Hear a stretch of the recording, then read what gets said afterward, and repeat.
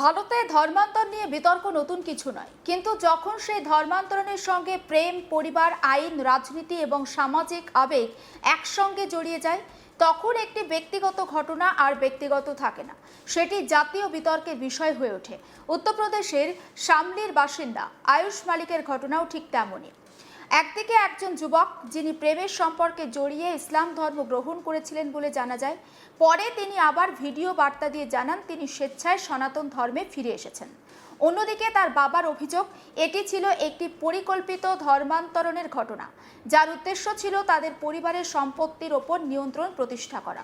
এই অভিযোগের ভিত্তিতে উত্তরপ্রদেশ পুলিশ তদন্ত শুরু করে এবং রাজ্যের ধর্মান্তর বিরোধী আইনের আওতায় মামলা দায়ের হয়। যদিও এই অভিযোগগুলোর বিচার এখনো পর্যন্ত আদালতে চূড়ান্তভাবে প্রমাণিত হয়নি। একবার আপনাদেরকে শোনাবো ধর্মান্তরিত যুবক আয়ুষ মালিকের বক্তব্য। मैं इस्लाम में चला गया था। मैंने धर्म बदल दिया था, लेकिन मैंने आपकी परेशानी को देखते हुए परिवार के हिसाब से अपने मन से परिवार के मूल धर्म हिंदू धर्म में आकर आपके पापा के प्यार की छाव में रहना चाहता हूँ। आप मुझे माफ़ करना। সবথেকে গুরুত্বপূর্ণ প্রশ্ন হলো, এটি কি শুধুই দুই প্রাপ্তবয়স্ক মানুষের প্রেমের গল্প, নাকি এর পিছনে আরো জটিল সামাজিক আর আইনি বাস্তবতা রয়েছে? ভারতের সংবিধান প্রত্যেক নাগরিককে নিজের ধর্ম মানার, পরিবর্তন করার আর প্রচারের অধিকার দিয়েছে। অর্থাৎ একজন প্রাপ্তবয়স্ক ব্যক্তি স্বেচ্ছায় ধর্ম পরিবর্তন করতে পারেন, কিন্তু যদি সেই ধর্মান্তর জোর, প্রতারণা, প্রলোভন বা বেআইনি প্রভাবের মাধ্যমে হয়, তাহলে বিভিন্ন রাজ্যে প্রণীত আইন অনুযায়ী তা অপরাধ হিসাবে বিবেচিত হতে পারে। উত্তরপ্রদেশের ধর্মান্তর বিরোধী আইনও সেই প্রেক্ষাপটেই তৈরি। আয়ুষ মালিকের ঘটনায় দুই ধরনের বয়ান সামনে এসেছে। প্রথম বয়ান বলছে তিনি প্রেমের সম্পর্কে জড়িয়ে স্বেচ্ছায় ইসলাম গ্রহণ করেছিলেন।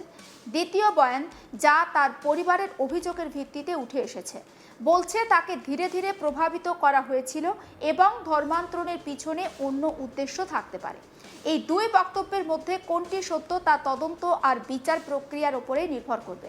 তবে রাজনৈতিক দিক থেকে এই ঘটনাটি অত্যন্ত গুরুত্বপূর্ণ, কারণ সাম্প্রতিক বছরগুলোতে ধর্মান্তর, আন্তঃধর্মীয় বিয়ে এবং তথাকথিত লাভ জিহাদ নিয়ে উত্তরপ্রদেশ সহ দেশের বিভিন্ন রাজ্যে তীব্র বিতর্ক হয়েছে। সমর্থকদের দাবি, ধর্মান্তর বিরোধী আইন দুর্বল ও অসহায় মানুষকে জোরপূর্বক বা প্রতারণার মাধ্যমে ধর্ম পরিবর্তনের হাত থেকে রক্ষা করে। সমালোচকদের মতে এই ধরনের আইন কখনো কখনো দুই প্রাপ্তবয়স্ক মানুষের ব্যক্তিগত সম্পর্ক এবং স্বাধীন সিদ্ধান্তের ওপরেও প্রভাব ফেলতে পারে। আয়ুষের সাম্প্রতিক ভিডিওতে তিনি বলেছেন, পরিবারের কষ্ট দেখে তিনি নিজে স্বেচ্ছায় আবার সনাতন ধর্মে ফিরে এসেছেন। সেই বক্তব্য গুরুত্বপূর্ণ, কারণ এখানেও প্রশ্ন ওঠে, একজন মানুষের সিদ্ধান্তে পরিবার কতটা প্রভাবিত হয়? পরিবারকে গুরুত্ব দেওয়া কি স্বাভাবিক আবেগ, নাকি সামাজিক চাপও কখনো সেই সিদ্ধান্তকে প্রভাবিত করতে পারে? এর উত্তর অবশ্য খুব একটা সহজ উত্তর নয়, কারণ ভারতের মতো সমাজে ধর্ম শুধু ব্যক্তিগত বিশ্বাস নয়, এটি পরিবার, সংস্কৃতি, সামাজিক পরিচয় এবং সম্প্রদায়ের সঙ্গেও যুক্ত। ফলে কোনো ধর্মান্তরণের সিদ্ধান্ত বা ধর্মান্তকরণের সিদ্ধান্ত কেবল একজন ব্যক্তির মধ্যে সীমাবদ্ধ থাকে না, তার প্রভাব গোটা পরিবার এবং অনেক সময় বৃহত্তর সমাজেও পড়ে। আয়ুষ মালিকের ঘটনা তাই কেবল একজন যুবকের ধর্ম পরিবর্তন বা ধর্মে প্রত্যাবর্তনের গল্প নয়, এটি এমন একটা আয়না যেখানে ভারতীয় সমাজের বহু সংবেদনশীল প্রশ্ন একসঙ্গে প্রতিফলিত হচ্ছে। ব্যক্তি স্বাধীনতা বনাম পারিবারিক দায়িত্ব, ধর্মীয় পরিচয় বনাম সাংবিধানিক অধিকার, প্রেম বনাম সামাজিক বাস্তবতা এবং আইন বনাম ব্যক্তিগত পছন্দ। আয়ুষ মালিকের ঘটনাকে যদি শুধুই একটি প্রেমের সম্পর্কের পরিণতি হিসেবে দেখা হয়, তাহলে পুরো ছবিটা ধরা যাবে না, কারণ এই ঘটনার সঙ্গে জড়িয়ে রয়েছে আইন, রাজনীতি, ধর্মীয় পরিচয়, পারিবারিক আবেগ এবং ভারতের বর্তমান রাজনৈতিক বাস্তবতা। ভারতের রাজনীতিতে ধর্মান্তর নিয়ে বিতর্ক নতুন নয়। স্বাধীনতার পর থেকেই এই বিষয়টি বিভিন্ন সময়ে আলোচনায় এসেছে, তবে গত এক দশকে এই বিতর্ক আরও তীব্র হয়েছে। বিশেষ করে উত্তরপ্রদেশ, মধ্যপ্রদেশ, উত্তরাখণ্ড, গুজরাট সহ একাধিক রাজ্যে ধর্মান্তর নিয়ন্ত্রণে বিশেষ আইন আনা হয়েছে। যে আইনগুলি সমর্থকদের বক্তব্য, কোনো ব্যক্তিকে জোর করে প্রতারণা করে, ভয় দেখিয়ে বা প্রলোভন দিয়ে ধর্মান্তরিত করা হলে তা রোধ করা রাষ্ট্রের দায়িত্ব। তাদের মতে দুর্বল বা প্রভাবিত ব্যক্তিদের সুরক্ষা দিতেই এই আইন। অন্যদিকে সমালোচকদের বক্তব্য সম্পূর্ণ আলাদা। তাদের দাবি, আইন প্রয়োগের ক্ষেত্রে এমন পরিস্থিতিও তৈরি হতে পারে যেখানে দুই প্রাপ্তবয়স্ক মানুষের ব্যক্তিগত সম্পর্ক বা স্বেচ্ছায় নেওয়ার সিদ্ধান্ত সন্দেহের চোখে দেখা হয়। তাই আইনের অপব্যবহার রোধ করাও সমান গুরুত্বপূর্ণ। এই দুই মতের মাঝখানে দাঁড়িয়ে আয়ুষ মালিকের ঘটনা।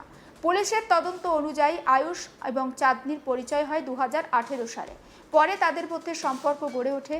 অভিযোগ রয়েছে, পরবর্তীকালে আয়ুষ ইসলাম গ্রহণ করেন এবং তার নাম পরিবর্তন করে মোহাম্মদ আলী রাখা হয়। পরিবারের অভিযোগ, এই পুরো প্রক্রিয়া ছিল পরিকল্পিত। তবে তদন্তে এখনো পর্যন্ত বিবাহের কোনো সরকারি শংসাপত্র উদ্ধার হয়নি বলে পুলিশ জানিয়েছে। অর্থাৎ মামলার বহু গুরুত্বপূর্ণ বিষয় এখনো পর্যন্ত বিচারাধীন। এখানেই সবথেকে বড় শিক্ষা, সংবাদের শিরোনাম আর আদালতের সত্য এক জিনিস নয়। আজকের দিনে সোশ্যাল মিডিয়া এমন এক পরিবেশ তৈরি করেছে যেখানে মানুষ অনেক সময় তদন্ত শেষ হওয়ার আগেও নিজের সিদ্ধান্ত নিয়ে ফেলেন। কেউ বলেন ষড়যন্ত্র, কেউ বলেন প্রেম, কেউ বলেন ব্যক্তি স্বাধীনতা। কিন্তু আদালত কাজ করে নথি, সাক্ষ্য আর প্রমাণের ভিত্তিতে। এই ঘটনার আরেকটি গুরুত্বপূর্ণ দিক হলো আয়ুষের সাম্প্রতিক ভিডিও। সেখানে তিনি বলেছেন, পরিবারের কষ্ট দেখে এবং নিজের ইচ্ছায় তিনি সনাতন ধর্মে ফিরে এসেছেন। এই বক্তব্য আলোচনার কেন্দ্রবিন্দু, কারণ প্রশ্ন উঠছে, ভারতের মতো সমাজে একজন মানুষের সিদ্ধান্ত কি শুধুই তার নিজের? বাস্তবতা হলো, ভারতীয় সমাজে পরিবার এখনও অত্যন্ত প্রভাবশালী একটি প্রতিষ্ঠান। বিয়ে, ধর্ম, পেশা অনেক ক্ষেত্রেই পরিবারের মতামত গুরুত্বপূর্ণ হয়ে ওঠে। তাই ব্যক্তিগত স্বাধীনতা এবং পারিবারিক প্রত্যাশার মধ্যে সংঘাত নতুন কিছু নয়। এই ঘটনায় আরেকটি বিষয় পরিষ্কার হয়েছে, ধর্মীয় পরিচয় ভারতের রাজনীতিতে এখনও অত্যন্ত সংবেদনশীল বিষয়। ফলে কোনো একটি ঘটনা মুহূর্তের মধ্যে রাজনৈতিক বক্তব্যে পরিণত হয়। এক পক্ষ এটিকে ধর্মান্তর বিরোধী আইনের সাফল্য হিসেবে তুলে ধরতে পারে, অন্য পক্ষ বলতে পারে প্রতিটি ঘটনার নিরপেক্ষ বিচার হওয়া উচিত এবং রাজনৈতিক সিদ্ধান্ত আগে টেনে আনা ঠিক নয়। এখানে আরও একটি বাস্তবতা রয়েছে। ভারতের মতো সংবিধান যেমন ধর্ম পালনের স্বাধীনতা দেয়, তেমনি আইনের শাসনও নিশ্চিত করে। অর্থাৎ কোনো ব্যক্তি যদি দাবি করেন তিনি স্বেচ্ছায় ধর্ম পরিবর্তন করেছেন, সেই দাবি গুরুত্ব পাবে। আবার যদি কোনো পক্ষ অভিযোগ করেন যে ধর্মান্তর জোরপূর্বক বা প্রতারণার মাধ্যমে হয়েছে, সেই অভিযোগেরও নিরপেক্ষ তদন্ত হওয়া উচিত। এই দুই নীতির মধ্যে ভারসাম্য বজায় রাখাই গণতন্ত্রের আসল পরীক্ষা। আয়ুষ মালিকের ঘটনায় আবেগ যেমন রয়েছে রাজনীতি।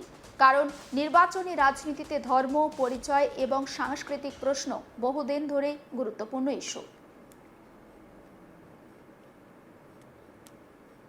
সমস্ত আপডেট পৌঁছে দেব আপনাদের কাছে। নজর রাখুন আজ তাক বাংলায়, সাবস্ক্রাইব করতে ভুলবেন না।